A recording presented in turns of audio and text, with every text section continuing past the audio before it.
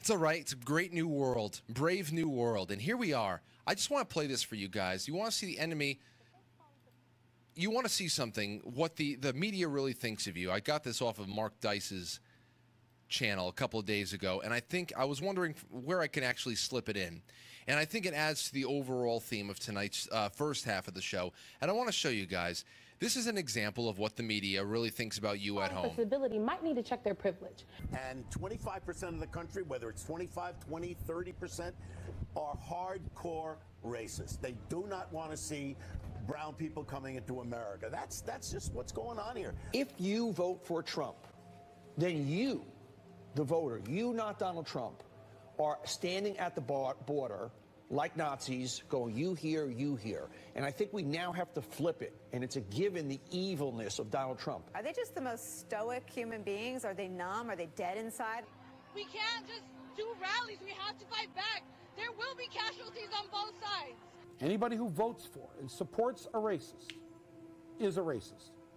You are culpable, white America. I'm sorry. If you hold down the woman while the rapist is raping her, and you didn't rape her, are you a rapist?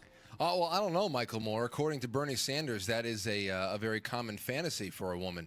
So you might want to start with your own, cleaning out your own socialist corner of the world with what you think about rape. And by the way, what the hell's going on with Michael Moore? I know the whole trans thing is very, very popular these days, but he looks like he's transitioning into like an old great aunt of mine. Like great aunt. I feel like I should be calling him Jenny or something. I have no clue what it is. It's weird. Very weird what's going on. But this goes on forever and ever. Listen to just a little more. Millions of people voted for him after he showed his cards for years. But are you, are you suggesting that they're racist or they're... Yes.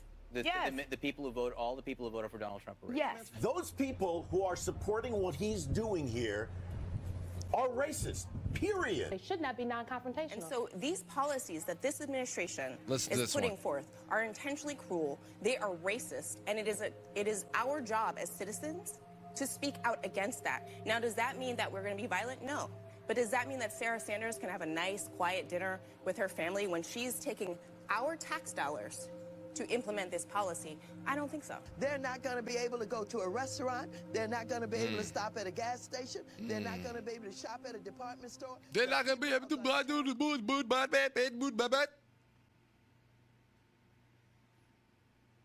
You as citizens should be wiping your ass if you take a shit.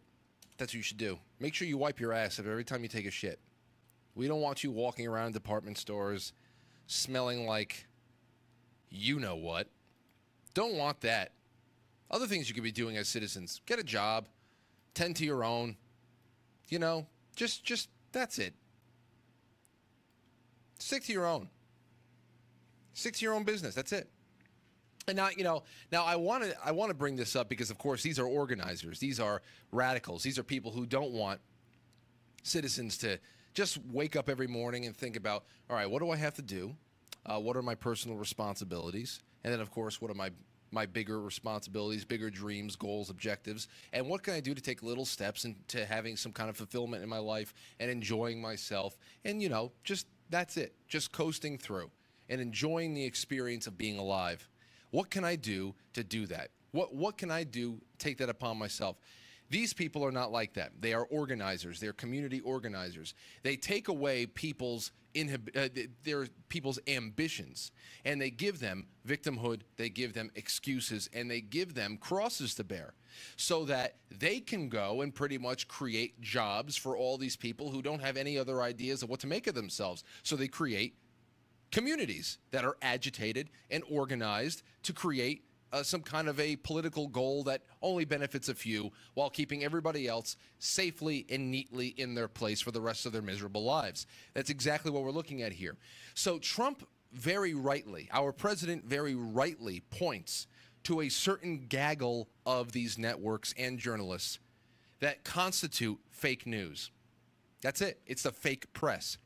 They are the enemy of the people. It's important to understand that it isn't all news and all information because it was unbiased or because it was data driven or anything like that. Or because it was biased or whatever. What I'm saying is that if it was, I mean, it was unbiased, data-driven, history-supported news that was actually able to break the backs of these legacy media Rip Van Winkle types that go to sleep when they have to and wake up when they have to fight against whoever was challenging the order of things. Now, a free press is not the enemy of the people. And that is the press that is usually attacked now. The internet, the blogs, the Twitter accounts, the shadow banning that goes on, the community strikes that are given, all of that stuff. The episodes that are taken down, the people that are labeled extremists and this and that and given the labels, those are the only ones who have differing opinions and are actually trying to articulate different points. And those are the free press. That's the free press. You may not like what they have to say, but that is a completely uninhibited press. Okay? A free press is but another civilian check on power. But when that check on power has become part of the very power structure it is sworn to challenge, then you are dealing with something far more subversive. You're dealing with something that's subtle and manipulative in a very powerful way. Even though it is subtle, it's powerful in its own way. Okay, it's almost like going to the beach and you know, just hanging out on the shore where everything, you have these waves crashing in and whatnot, and you think that it's not that bad, and you start fiddling around a little bit, and those waves, man, unsuspecting strength, they come at you and you let it wash over you, then all of a sudden you're pummeled into the sand, and you don't know which way is up. Quite literally.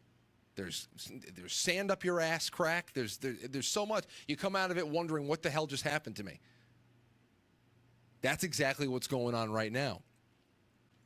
And I'll tell you something. It's something that tells you, this press is something that tells you lies and walks the party line while wearing lipstick and while wearing blush and high heels and the short skirts and the sexy librarian glasses and all that stuff.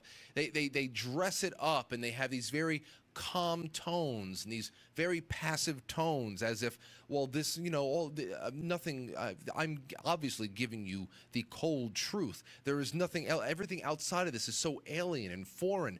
And if I every time I quirk my brow at something somebody else says, the viewer at home knows by the way that I am Alisyn Camerota, by me, Alisyn Camerota, and the way that I'm dressed, and the way that my hair is coiffed, and the way that my glasses fall on the ridge of my nose, and the way I'm very still and calm and collected when I deliver you my bullshit.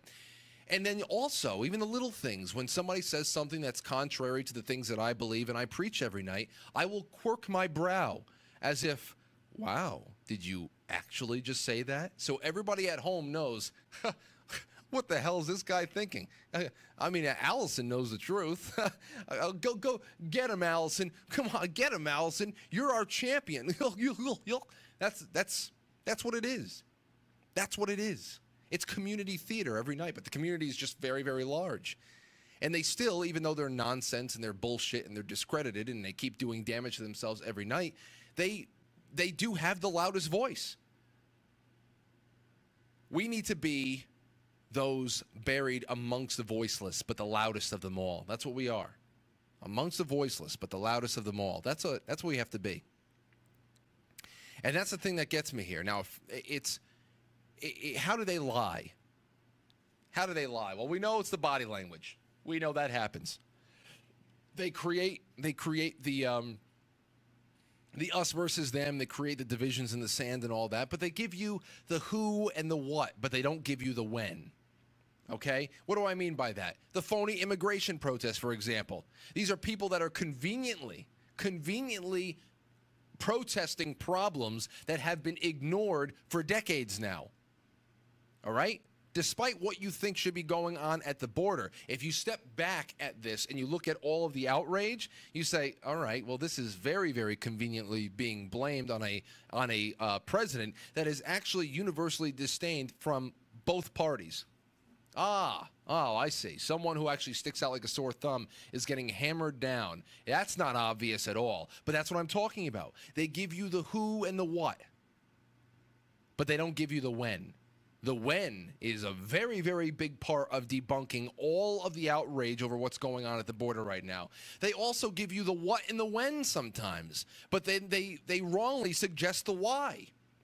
Think about every tragedy, from a shooting to a hurricane, and it is all somehow predictably becomes the fault of anyone who stood in the way of progressivism or the Paris Climate Accord, or any kind of increased sense of gun control, even though there are 20,000 gun control laws plus from coast to coast, and things don't really get much better.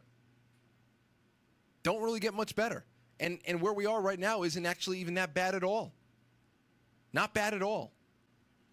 30,000 gun deaths a year, 2/3 of them suicides. The last 1/3 mostly gang violence in Democrat cities. I mean, what do you want to say? It's all nonsense. So they give you the who and the what, but they don't give you the when. They give you the what and the when, but they don't give you the why. That is what makes it fake. It's not necessarily that they aren't dealing in 90%, facts and numbers that can be verified this way or another, but it's the spin, it's the causality, the fake causality, the fake equivalencies that they put down on it. That's what makes it fake. So there's no negotiating with this force. There's no compromise. There's no petitioning. And we have Manchurian candidates on both sides of the phony coin. And speaking of Manchurian candidates, I saw a really, really interesting Washington Times article